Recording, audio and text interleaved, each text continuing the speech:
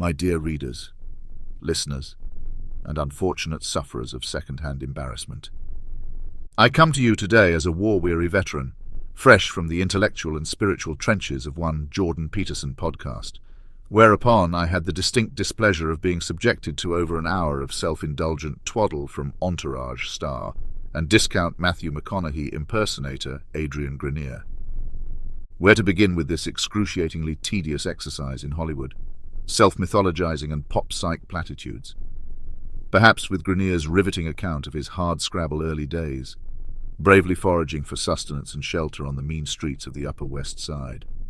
My heart positively aches for the lad.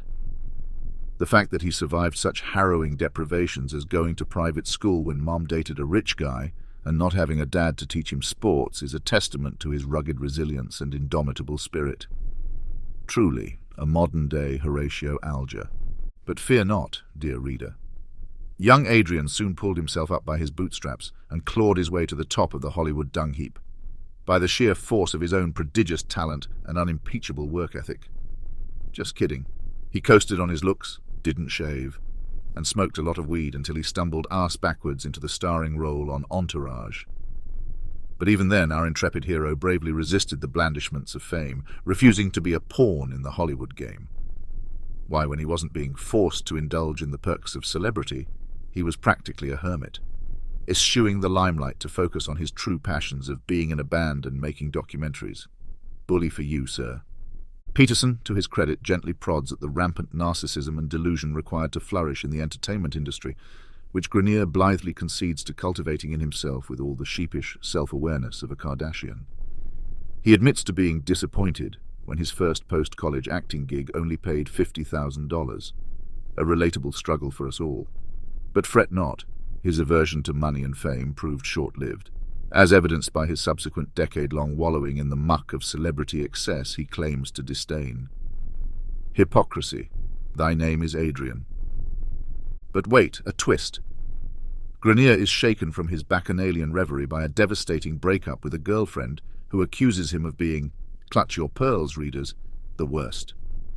This shattering revelation sends our hero into a multi-year shame spiral of grueling self-reflection, by which I mean he moves into a hipster camper van, grows a beard, and starts fermenting his own kombucha or some such nonsense. Cue the world's tiniest violin. But fear not. Grenier's self-imposed exile proves as short-lived as his pretensions to artistic integrity. Before long, he's back in the saddle, successfully wooing back the girlfriend, now wife, and purchasing a sprawling ranch outside Austin to play gentleman farmer. He waxes wistful about the joys of stewardship, community building, and making documentaries about making documentaries, or whatever the hell it is he does out there, all while referring to himself in the third person as Vince without a shred of irony. The mind reels.